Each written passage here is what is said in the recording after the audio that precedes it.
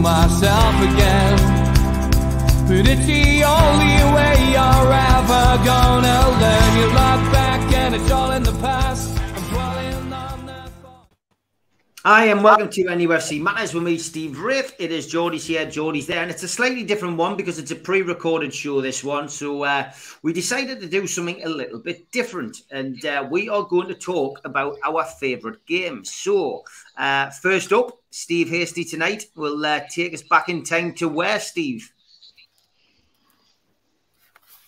Oh, he's frozen again. He's got a face.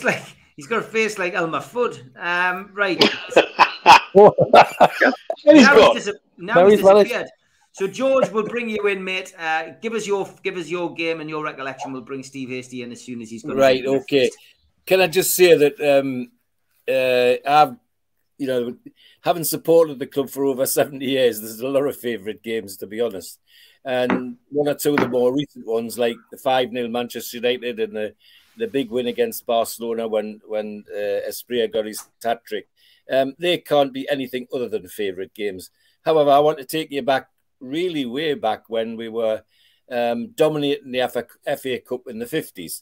And this particular one's a favourite for me because a number of things. It was my first away game, and it was my first time ever in London in my life. That first time I'd ever got to London.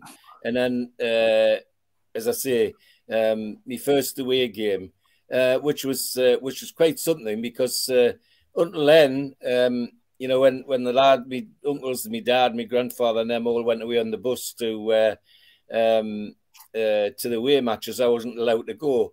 But this particular year, which was 1955-56, season 55-56, I'd had a good start to my own football when I was actually playing in the top team in the school 2 years earlier than I should have been, which was quite something. So the Chicken Road Academy were delighted with that. And then, of course, the other thing was, towards the end of that year, the beginning of that year, or rather, just about the time I went to this match, I had signed for schoolboy forms for a club very close to all our hearts. So that those two things persuaded the elders of the Chicken Road Academy, like my father, my grandfather, and the two uncles, that I was fit enough to go to this game. And it was the FA Cup at Fulham. You've just seen the programme. And what a game it was! It was fantastic. I think I put it. There's Alf McMichael, who captained the team that day, with none other than Jimmy Hill, captain of Fulham, on what was a pitch which was just going to be described as a quagmire. Absolutely awful pitch. I mean, when you think of what they play on now, that was absolutely desperate. Absolutely desperate. But nonetheless, that's what they had to do, and they got on with it. The other side of it is that in those days, I think I've explained before, if you could find a coach company to run a coach, they could get the tickets off the club to run a trip. And our link was through Holland's buses in Wallsend, because my granny used to clean the buses for Alfie Hollands. And she could always persuade Alfie to go on a trip to a football match, and so the whole crowd of went off to go to Fulham. Now, going down the A1 in 1955 isn't quite like it was now, but Alfie Hollands knew all the best stops for the bacon sandwiches, the sausage sandwiches, and it was fascinating, and all the places where you could get a drink and all the rest of it. Well, I was tucked away in a corner with me whatever sort of sandwich they could find us in a bag of crisps. And in those days, I remember it was a bottle of Pepsi Cola. It wasn't Coca-Cola. You could get Pepsi, but we couldn't always get Coca-Cola. And it was just a great thrill. And there I was. Now, when I went, I was given charge of a bag. And in the bag was this device, the rattle. I haven't seen that for a while. The corn Craig. Well, there's a picture there of the crowd, Steve. I'm not sure which one it is. And if you look closely in the crowd, you'll see quite a few of those. There you are. Look at them around the crowd being swung around. Well, I got the honour of looking after ours at that particular match. So you can see without the football, what a great day it was for a 14-year-old to be involved in that. Now, Fulham reckoned that they had 39,200 at that match. But my crowd and everybody else there, and I've looked at the Fulham website since, everybody says there was at least 50,000 in the Fulham ground. Craven Cottage was bursting at the seams, and it really was a fascinating game. Have you got the team there, Steve? I sent a copy of the team. I don't have a copy of the team, no. All right, that was picture number 1. Anyway, well, I'll read the team. It was Ronnie Simpson, Arnold Woolard. Now, Arnold was a great guy. He was still playing when I went as a schoolboy. Big lad. The only trouble was he took a half an hour to turn round. You got to turn the SO Northumbria quicker than you could Arnold Woodward, but never mind. Woolard, rather. Alf McMichael, Bob Stoko, Billy Patterson, the lad who bought from Doncaster, Tommy Casey, Jackie Milburn, Reg Davis, Vic Keeble, and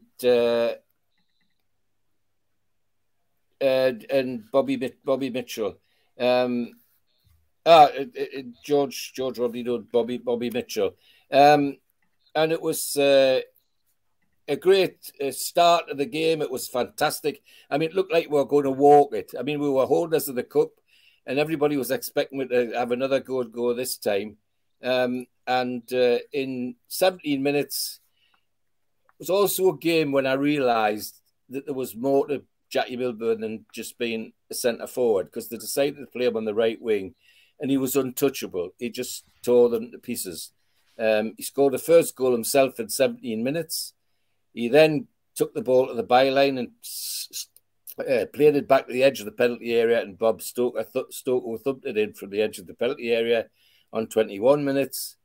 And then on 27 minutes, he did the same again. And Tommy Casey, the Irish halfback, thundered the ball from about 30 yards into the Fulham net. So it looked like we were cruising into the next round. But just before half time, on 39 minutes, the Fulham left winger called Tosh Chamberlain, who showed in this match just how slow Arnold Woolard was, because he scored a hat-trick. His first one was at 39 minutes, and then at 67 minutes, it was 3-2. At 69 minutes, it was 3-3. And then Jimmy Hill put them in the lead at 78 minutes. And then Vic Keeble scored the equaliser, which was controversial. Now, I think there's one of the shots where you can see people in the goal mouth, Steve. One of the pictures I sent you. That's it. That still, if you look on Fulham's website, that's the most disputed goal in their history, according to them, because what Vic Keeble had done, he'd actually waited for the goalkeeper dropping down on his feet with a cross, like Nat Lofthouse used to, and he nudged the goalkeeper into the back of the net, and the referee gave it. It stood as the equaliser.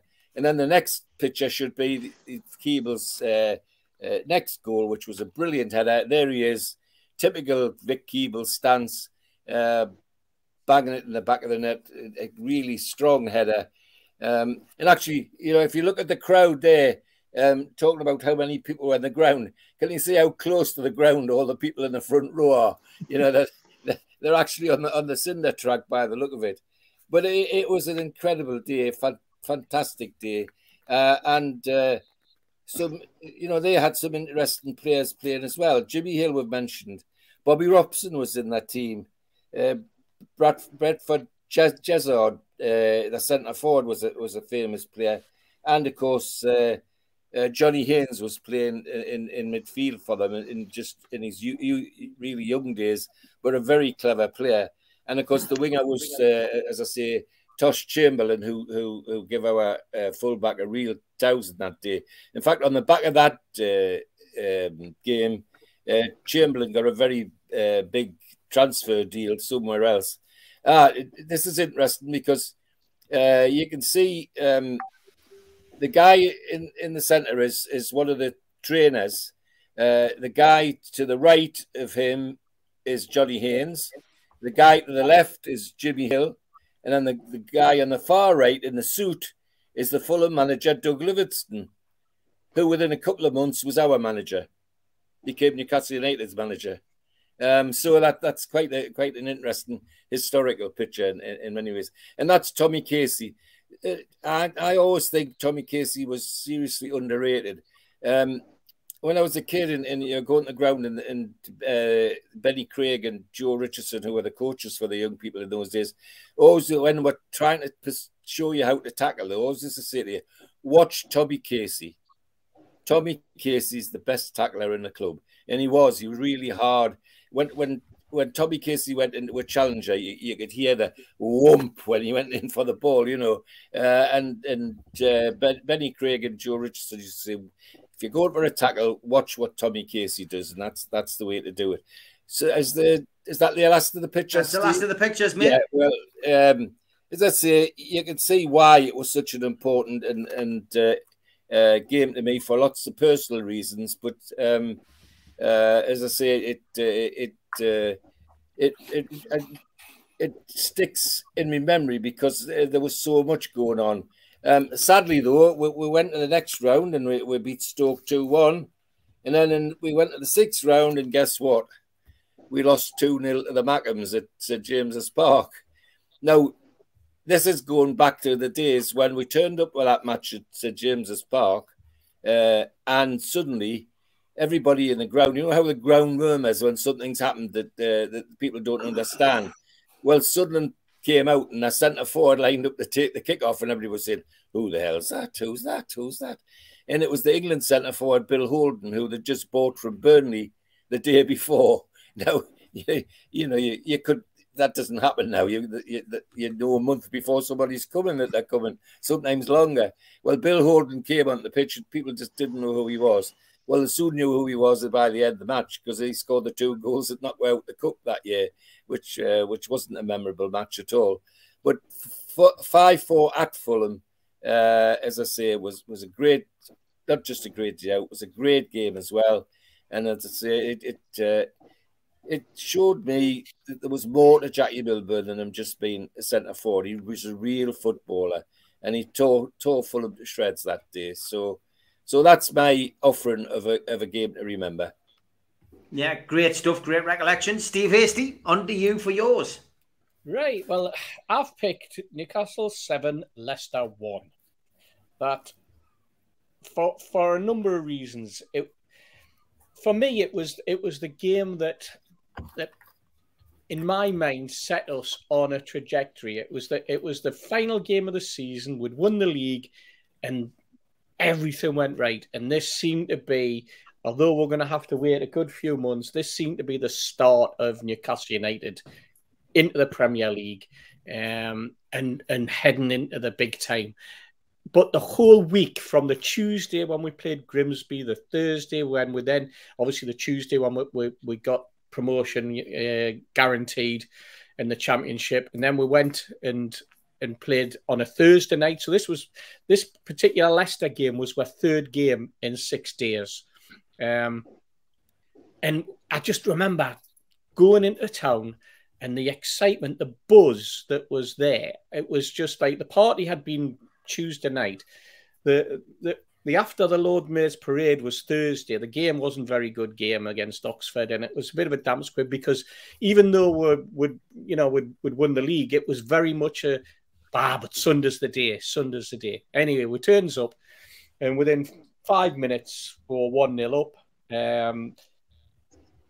Andy Cole, then I think Rob Lee scored, which most people thought was probably the best goal of the game. Lovely little 1-2 on the edge of the box.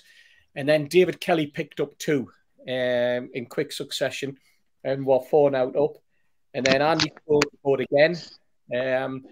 And then Kelly got his hat-trick right on the stroke of half-time. We're 6-0 up at half-time. And it was just everything went right. The whole buzz the ground. You just couldn't believe, unless they weren't a poor team, unless they'd been in the playoffs, they weren't a bad team by any stretch of the imagination. But it was just everything went right for Newcastle on that day. I'm looking at the team here. I've got it written down. And we went into that game with Pav in goal, Barry Venison and John Beresford at full-back. We had Kevin Scott and Steve Howie as were two central defenders. And we had Mark Robinson in midfield alongside Lee Clark and Scott Sellers and Rob Lee. And then up front, we had Andy Cole and we had David Kelly. And Andy Cole, eventually in the second half, the second half was weird because we only got the one goal. Andy Cole got his hat-trick. Kelly had already got a hat-trick.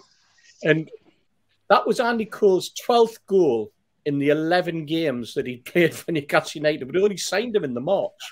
And, all these little things, everything, it just seemed like we'd bought a diamond. Keegan talked about rough diamonds and people say, good managers can turn rough diamonds into absolute gems, and we just knew that we had in Andy Cole a player who was really, really going to go places. We had David Kelly had an outstanding season. That third goal for his hat trick was his 28th goal that season.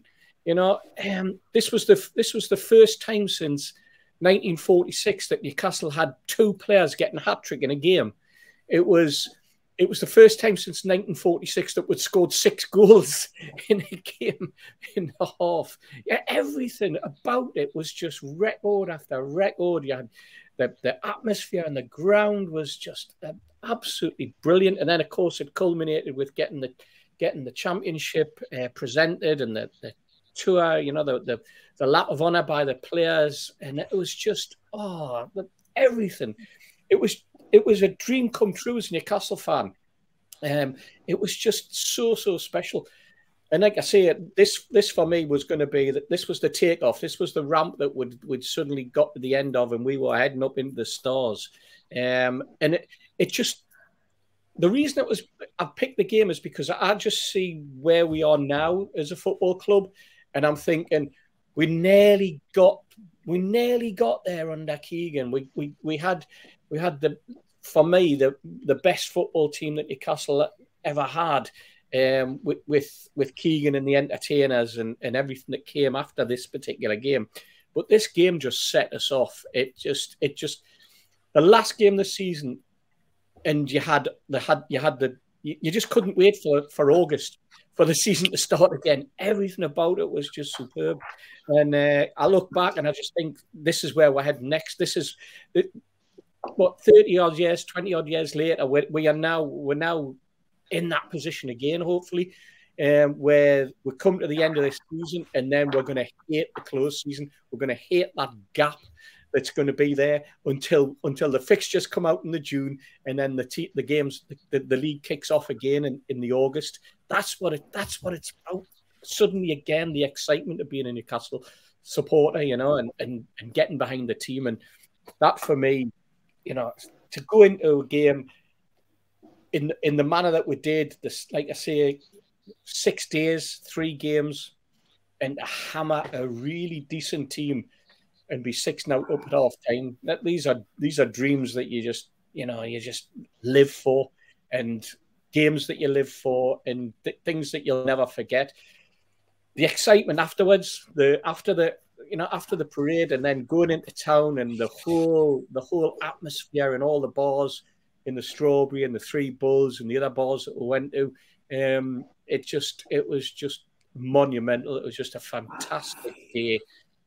Started early, finished late, and a fantastic game of football and a fantastic result in the middle. Something I'll never forget, and I'll always be thankful for being there, because it was an absolute honour and a privilege. And that season was, as I say, the most exciting season that I think that I've witnessed in a black and white, as a black and white supporter. Fantastic. Great memories, great game, great stuff. Al-Walid, on to you, and you're taking us a little bit further forward, aren't you, with your selection, but another exciting game nonetheless. Actually, yes, I picked Southampton game of last season because and it's a game I watch it all and live, because we have any week coverage before, and I like also Liverpool games, 4-3, the famous game, but unfortunately we didn't have that time covered. So I just picked this game which I was watching fully, and it was looked like same situation after January. Last season we were waiting summer January transfer window with Mike Ashley, and we are still waiting any player to join us for at least a loan, and Hamza Chaudhry news repeated again. But we get at the end of that market, Joe Willock. We were like, and for me, I wasn't know what Joe Willock, and I look to him in the video of Arsenal on YouTube. I didn't think that was. Yeah, I know he's like banded in Arsenal. He didn't get a chance. Arsenal wasn't doing good, but actually this lad is amazing. I'm sorry to say this, but he came and I think he changed a lot of. He scored 8 goals, I think, 7 in the row, and was first game of him with Newcastle was with Southampton and St James Park, and it was heavy rain. I know you are using the rain, but for me no. And I remember we watched this game together in Matchday Live, with Beat and the guys, and it was so emotional. And we only got this signing, and he really was man of the match. And we got 2 red card, and for sure 2 red card. We play 11 against 9, and one red card, if I remember rightly. I think 1 red card. No, it was 2. No, Fabian Shaw got injured. So 2 missing players. 1 red card, and Fabian Shaw got injured and taken off, and we'd used all of our substitutes, I believe. Yeah. Okay, so I thought it's 2. And I remember, I'm just talking about memory. I didn't review the game. I remember Sean Longstaff also. There was a scene, or some picture I saw. It looked like not just a game. It was like a movie or war. It was like, for me, it looked like a war. And I speak to Stu Binman about it, that game, and he said, "This is normal. This is St James Park, Al Walid, and we have this is the spirit we have here in St James Park, and it's really it really shows the spirit of the place, and we just keep receiving the crosses and attacking, and we are sold." And it was, I remember, I know Steve Bruce was coaching, but I didn't think he was coaching that game. It was, I don't know, it was the spirit of the stadium. And I remember it was 4 player behind. It was a great defender, and we defend for a long time. Not like we are trying to holding a score for 5 minutes. It was long period of time. We try to protect this goals, and I remember also we score with 8 players, which was much more amazing. We score with 8 players. So I never see anything like it. All the Newcastle games I watch. Brilliant stuff. Great memories. Good to have a modern game as well to talk about. Big shout out to our sponsor, Spider VPN, for all your internet security. Google Spider VPN. They are the boys to trust to help protect your computer. Thanks to skipsandbins.com. Telephone 0800 25 45 25 3. Email inquiries at skipsandbins.com. Website www.skipsandbins.com. Easy, contract free, and pay-as-you-go waste collection. Thanks to L&G Family Funeral Directors, 01913897245, and a Garden of Healing Dispensary, CBD, hemp, and cannabinoid specialists, www.thegohd.com. Thanks to Arcot Interiors, who you can find at the top of the Google search list as well, or at the bottom of Heaton Road for your kitchen interiors. And thanks to qtechshop.co.uk, the makers of pool tables and snooker tables in Wolves and Newcastle, and the guys who run our website, NUFCmatters.com. Thanks to Kleekai. Meet the new game over screen. Drop into a Klee Run device near you on Apple Store, Google Play, and at kleerun.game. jabsignature.co.uk, and thanks to Media Arts as well for your video help. And if you want to subscribe to the channel, hit the Newcastle Legends logo in the bottom right-hand corner. Subscribe for free. We still do 7 shows a week. Hit the thumb up to like the video. Click share to share to your social media. And drop into the comments box to speak to like-minded Newcastle fans. We're also available as a podcast on iTunes, Spotify, and other podcast providers. Usually goes up 24 hours after the show. And if you are subscribing, then make sure you get to NUFCmatters.com. Let people know at the website that you've subscribed, and you will get your free car sticker. Please donate to the food bank via NUFCfansfoodbank.co.uk. It is vitally important that we continue to do this throughout the season and throughout the year. So please make a donation today. Don't forget, we've got an event coming up at the Marlborough Social Club on the 9th of April. Tickets are a tenner to meet Supermac, Gibbo and Holly from NewcastleLegends.com. And the Shearer dinner is quickly approaching. The 260 dinner tickets are available from the 260dinner.co.uk website. Get yourself on there today. Okay, Steve Wilkinson, over to you for your game.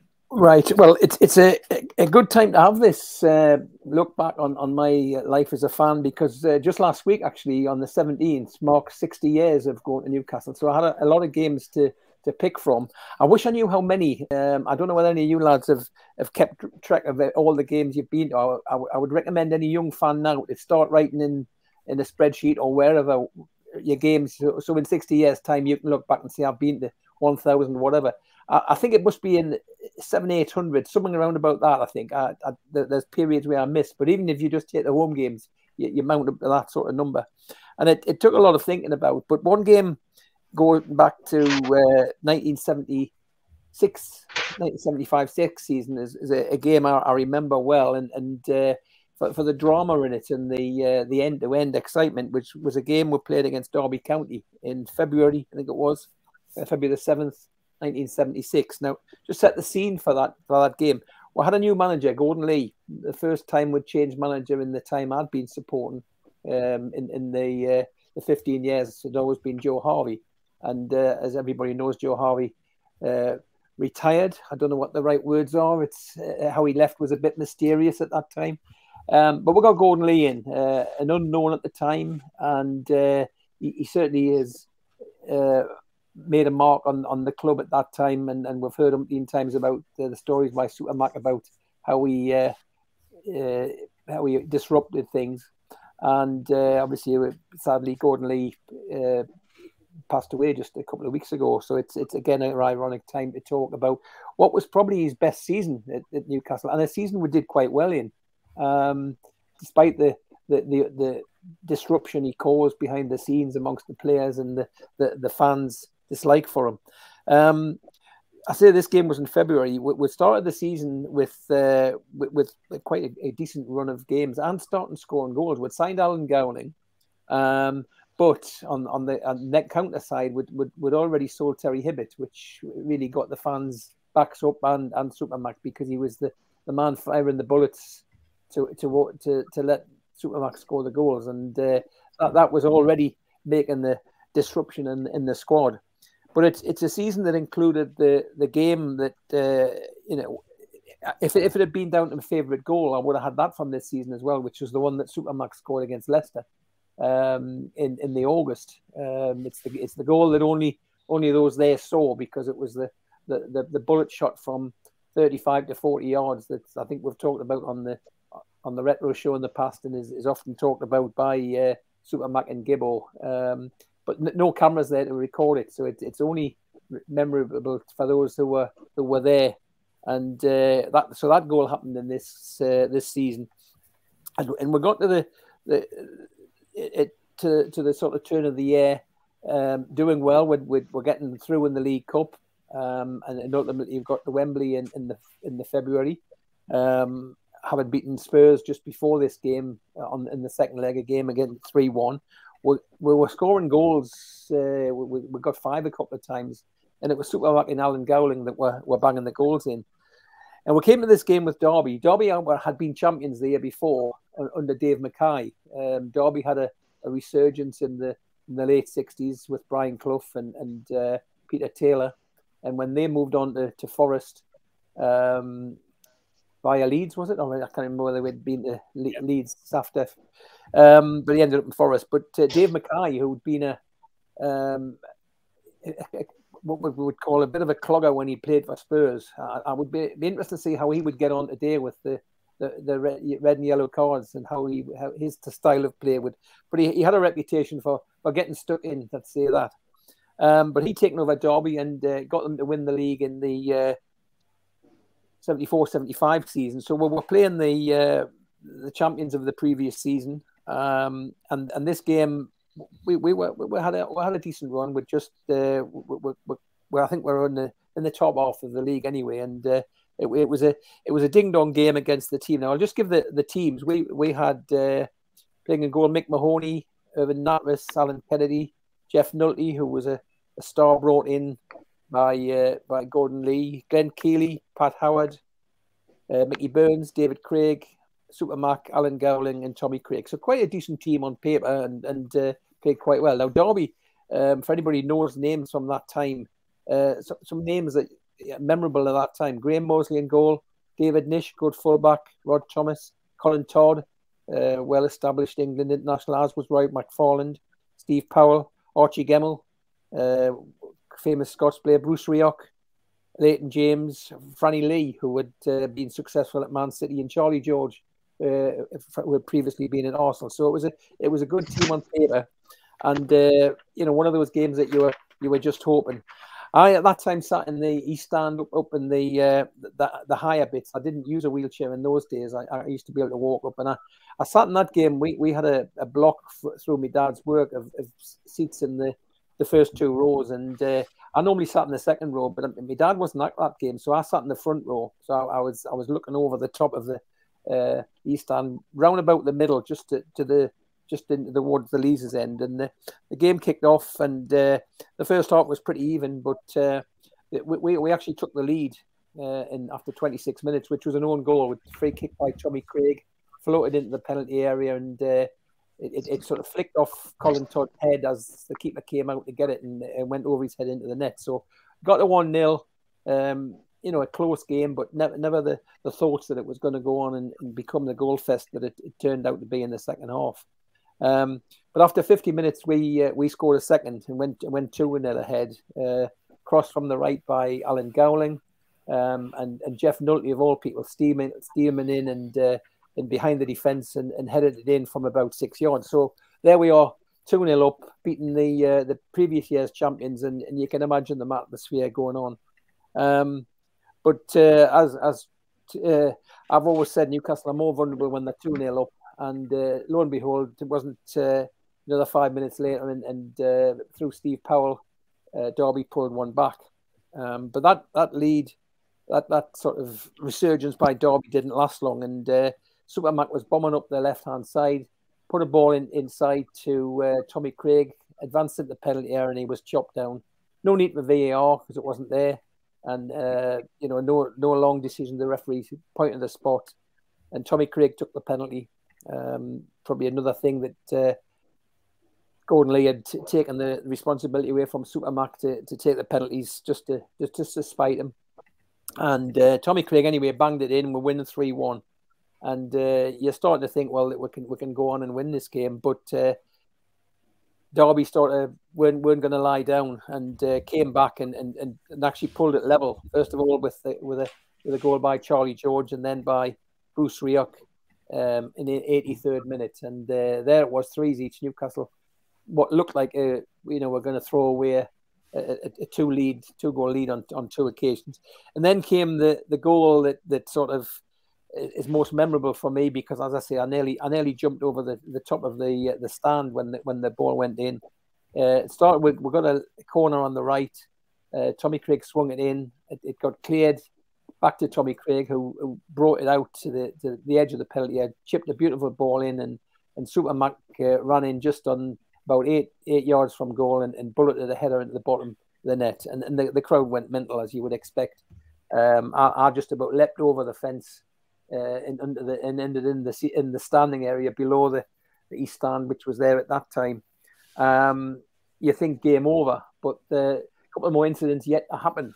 This we're talking about the 85th minute when this goal is going in. So you you think we're going to hang on. But we should have actually made it 5-3 almost a minute later. Again, Supermac burst up the left into the penalty area, squared a ball across the middle, and Alan Gowland, who ultimately was quite prolific that season, missed an absolute sitter and aimed it straight at the goalie. So that should have been 5-3. And we nearly paid the penalty because almost on the return up the other end of the pitch, first of all, Charlie George had a shot parried by Mick Mahoney, fell straight to I forget who it was, one of the Derby players anyway, and he blasted a shot, what was, to be honest, into an open goal. And Glenn Keeley, of all people, diving header, it probably got him in the face more than the head, cleared it off the line, and we hung on to win 4-3. And it was just one of those games where you were just, it's a bit like the one Al Waleed talked about. It was just so ding dong, and you were just, a game that I can remember going back of that. You can see it, unlike the Supermac goal, that there is the game was covered by Shoot in those days, with Kenneth Wilson, who former BBC commentator, doing the commentary as he did for Shoot later in years. You can get about a 5-minute sort of review of that game on YouTube, so it's worth looking at the goals.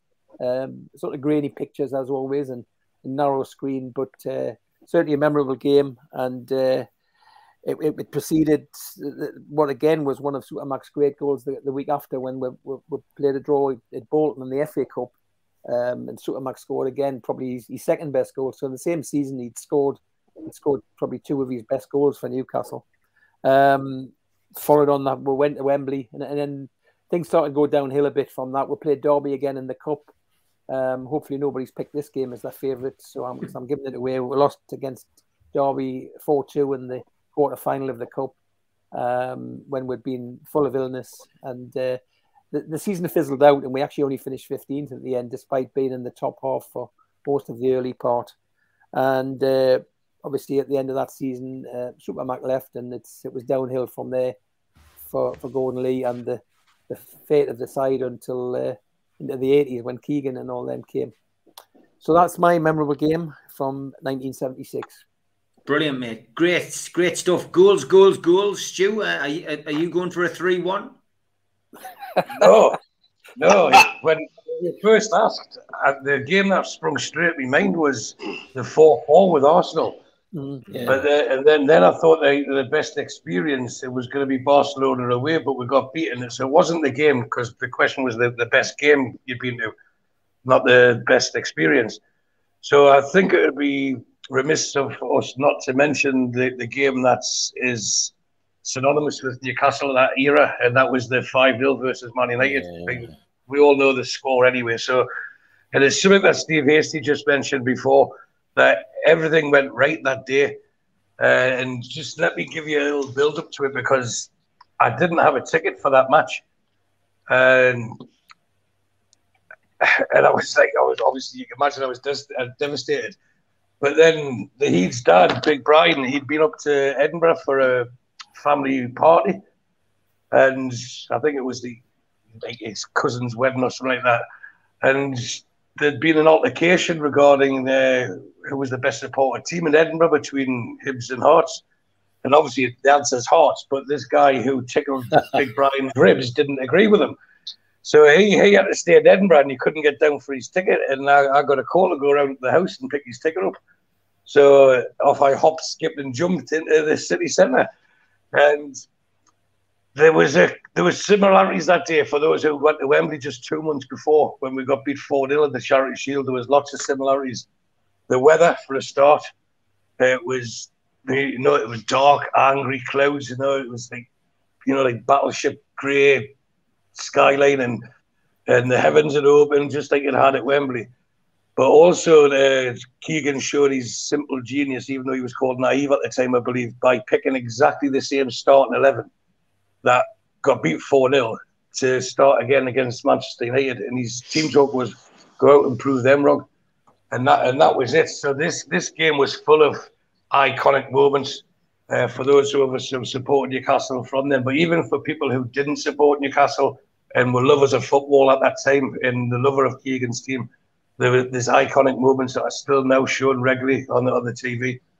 So we'll run through the goals. The first one was Darren Peacock. Ginola crossed the ball. Shearer expertly won the ball. This is only after about 12 minutes as well.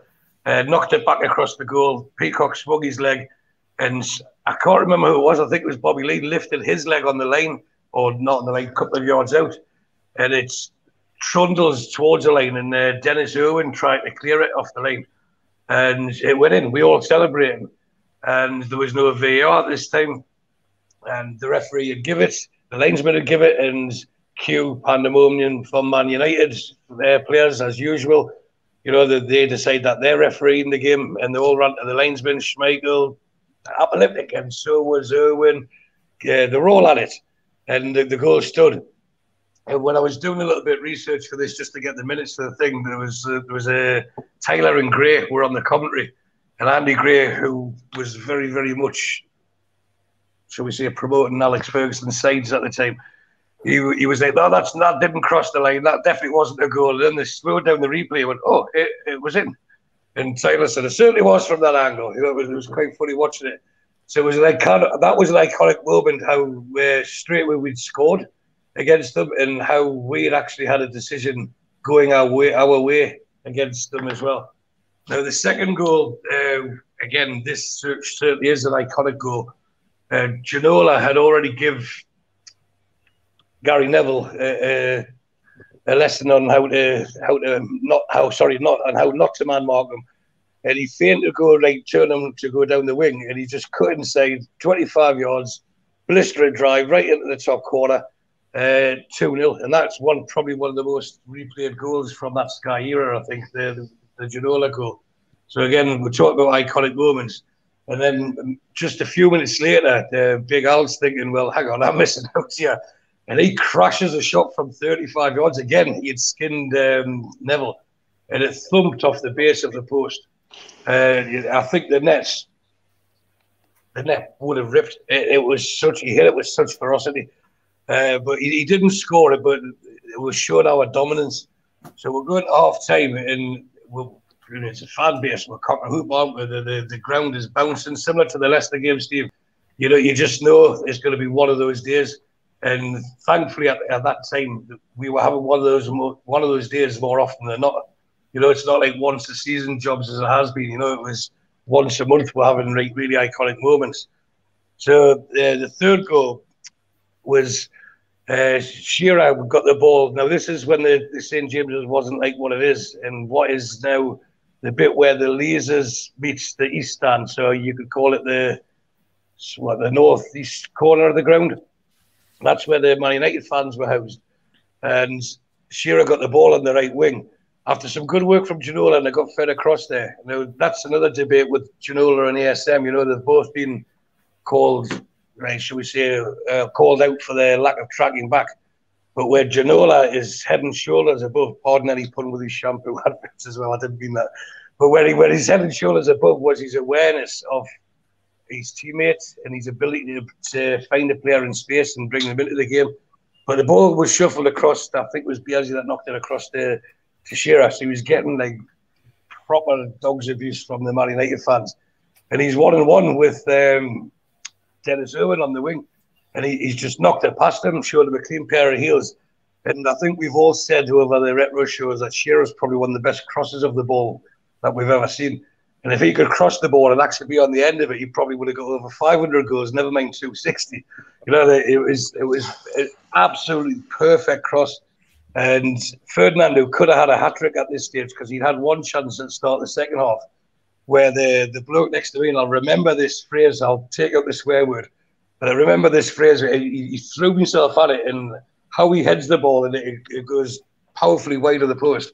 He went, F me, son. He says, that was like watching effing Hammerhead out of He-Man.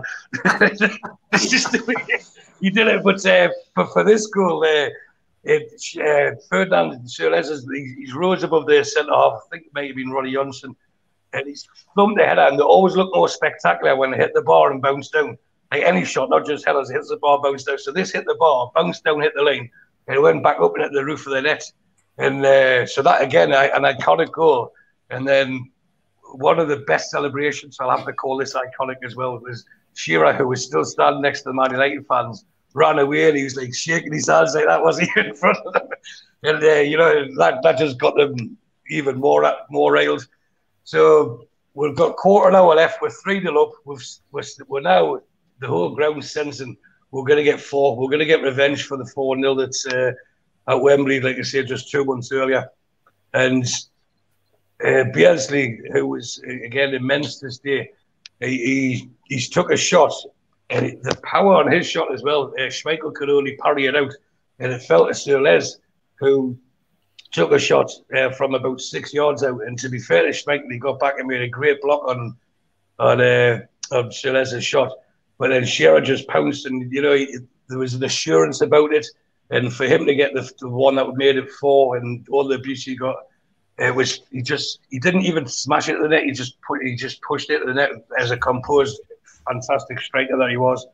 4-0, and off he goes with his iconic hand in the air celebration. And now at the time, we all know I bet 3-1, but I'm sure I've mentioned it on the retros. I used to bet 3-1 and 4-0 for every home game. It was 4-0 up. 5 are on at 22-1. I'm thinking this is great. Sorry, the 4-0 up with 66-1. It was 22-1 for 3-1. So I'm doing the maths here. Like, I'm 335 quid up. We've got revenge over Man United. It's paid for the, you know, you start balancing things out, and start you know spending what? it. Yeah, you start thinking, well, that'll pay for that away game, and that'll pay for that. You know, you've spent the money before you even got it. But if you're going to lose, you don't lose the money because you've lost a fiver, haven't you? It's the money that you could have won. But if you're not going to win the money for a goal, then this is probably one of Newcastle's most iconic goals in Premier League history for Newcastle, and that is Philippe Albert, wasn't it? I mean, the confidence he had to do what he did, the audacity, but the self-belief, and most importantly, the ability to do what he did. You know, again, the ball got fed out to him, and I think it was Robert Lee that passed it to him, actually. And the defence just backed off, and everyone, shoot, you know, was screaming at him, and shoot. And Schmeichel's come out trying to push the defence out, and the quick thinking in Albert's head to do what he did, and the way he just chipped it. And I think another couple of inches, it would have hit the ball, whatever, and it was just the most sublime chip that I've ever seen watching a game of football, and it just dropped the net. And you know, I didn't even think about the bet. I was like, we're 5-0 against Man United, and we're off celebrating. So that was the most iconic. And then quite a lot of people turned some songs into cheer up Alex Ferguson, you know, or Shearer turned you down, and you know, the match was the ground was absolutely bouncing.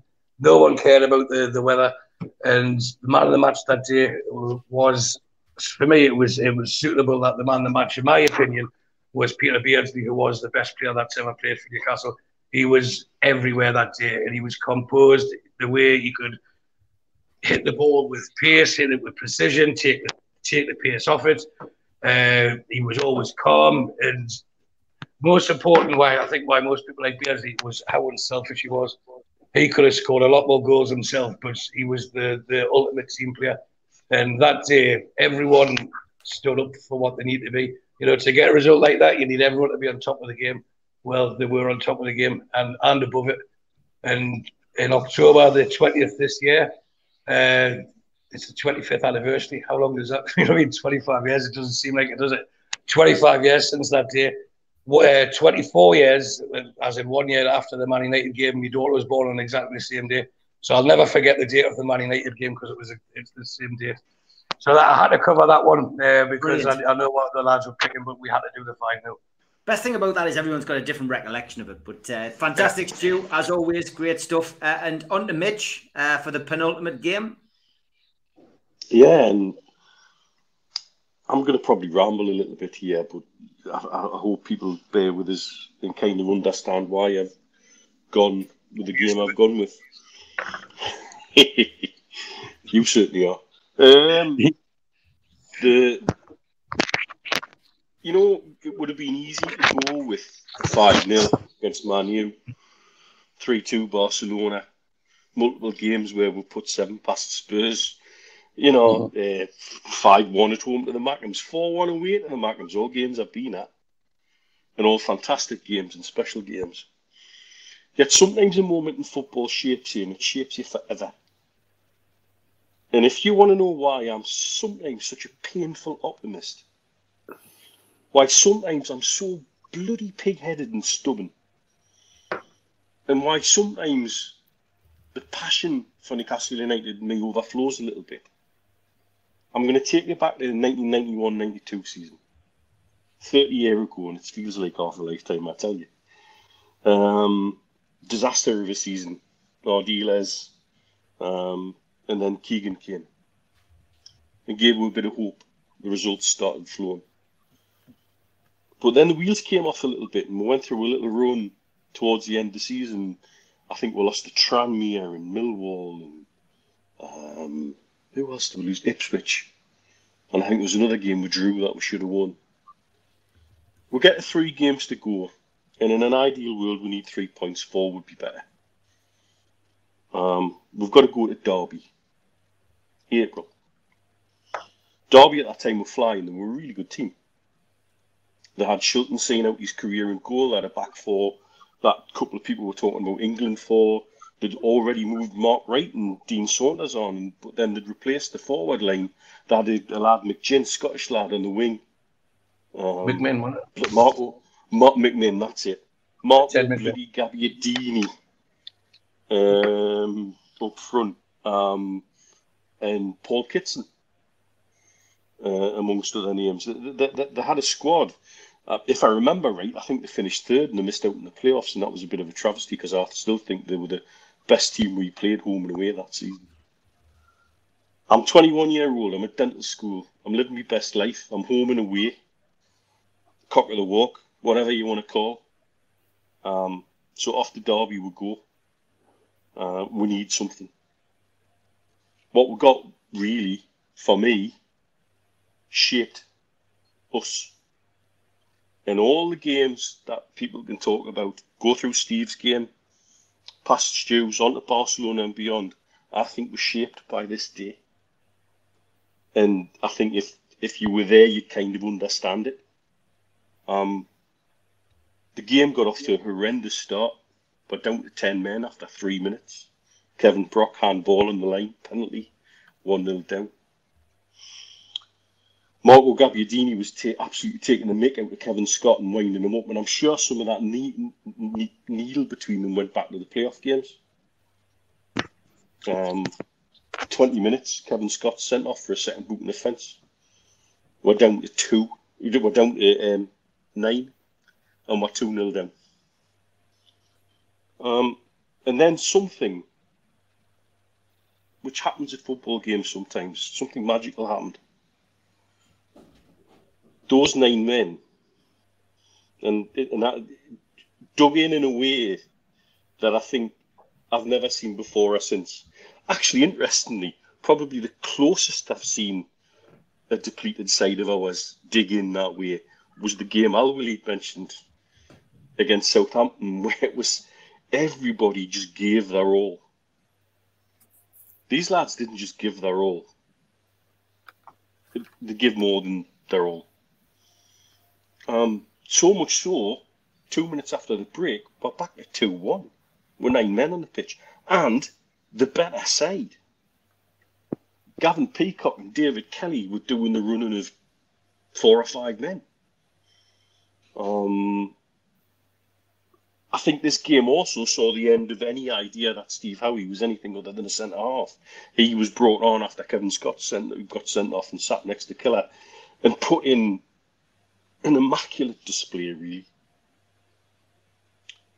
We're there at 2-1, about 70 minutes. And then Liam O'Brien, bless him, lashes out after he loses the ball. Probably sheer frustration. And we're down to 8. And still those 8 men fought. No quarter given or accepted. We battled and battled. And the more they battled, the more we sung. And the more we sung, and the more we battled. And that's when you see Newcastle United.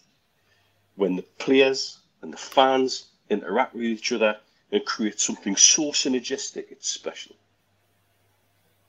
And yeah, ultimately that was never going to last. We were going to run out of steam, and run out of steam we did. The final score was 4-1. We lost. We stood defiant. We stared the abyss in the face. What's to fear? Nothing's to fear. Because those lads gave everything.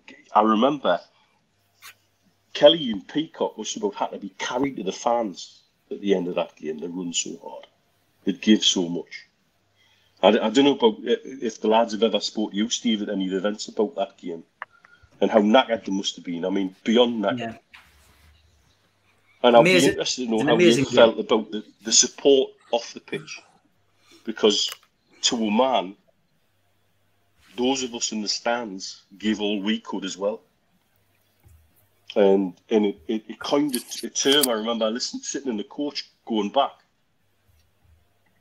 When can a 4-1 defeat not feel like a defeat? When we put something in like that. It was bizarre. And to hear the phone in on the local Derby BBC and hear Derby fans describe us as, quote unquote, the best in the business. Because we are. There's no doubt about it, we are. And in moments like that, we become more than that. And that shapes you. As a fan, that shapes you. But why we do this? When I'm hearing this season about, well, nobody's ever escaped from this position before, it's always the first time. And we get this mindset about good things can't happen to us and it's never us. Well, let's make it us. And it starts there. From us, from them. And as we connect as a fan base with the team, like we're doing again now, utterly amazing things can happen. And that's what you kind of can manifest when we're like that. And I've never been in a crowd like that. That was just utterly transformational for me as a fan. And something I'll never, ever forget. And that's sometimes why I am how I am. And I make no apologies for that because I've been there, I've done it, I've got a T-shirt. And so as a match, how can you make a 4-1 defeat one of your most significant matches and most amazing matches you've ever been to? Well, when it's like that.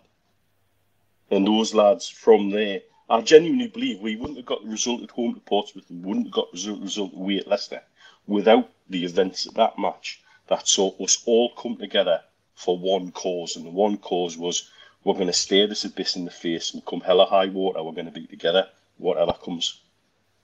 And that's the way we should be now. Brilliant stuff, very emotive, and just shows you we've all got different games and different memories, but that one stands out for a very different reason, but all the more important, I think, and well put across, Mitch. Okay, not very often I get involved. I won't take up too much time, but my favourite game, of course, was this one: Newcastle United 5, Sunderland 1, and of course that was Halloween 2010. Just to remind you of the team that day, it was Tim Krul in goal, Colaccini, Jose Enrique, Mike Williamson, Danny Simpson, Kevin Nolan, Joey Barton, Jonas Gutierrez, Tiote, Andy Carroll, and Shola Amiobi. On the bench, God, some names on here, mind. Ranger, Lovenkrands, Routledge, Smith, Taylor, Perch, and Soderberg. Who would have ever got? That's a good quiz question. Who was number 33 on the bench? A crowd of 51,988 saw Newcastle United stick 5 past Sunderland. It was half-time, score was 3-0.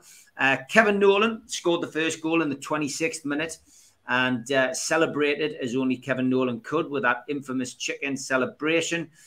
He then scored his second goal on the 34th minute to make it 2-0, and suitably again celebrated in funky chicken style.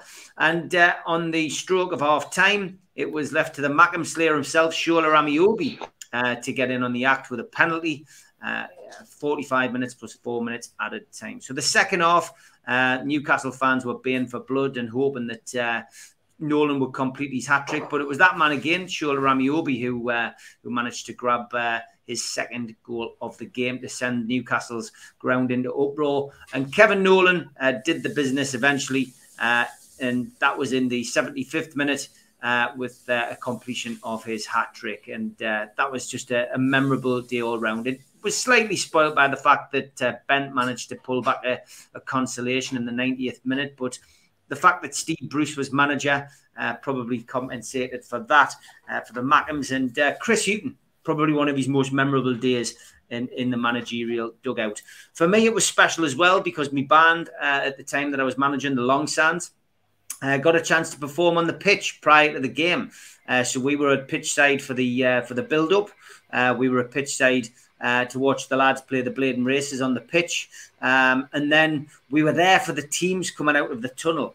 And believe you me, lads, that is something which I will never forget. Being at the tunnel as the teams come out and experiencing, and it's something you won't experience it yourself unless you're a referee, an assistant referee or a player, being on the pitch when the crowds come out and that roar. Now, we've all experienced it from the stands. Wow. Especially on a derby day, that is something that will stand out. It's why it pips other games for me is memorable, because of where I was on that particular day for that couple of minutes as the teams were coming out. Never forget it. As the teams are lining up, you can just see me and the lads getting the stuff off the pitch and walking away. But just memorable. Great game, great win in a derby, and a fantastic result. And happy memories for me. Like all the guys, really good night tonight. Thank you for George, Al Walid, Steve Hasty, Steve Wilkinson, Stu Penman, and Mitch for sharing their wonderful stories. And take care. We will see you again soon. Thanks, lads. Thanks, everybody. Everybody.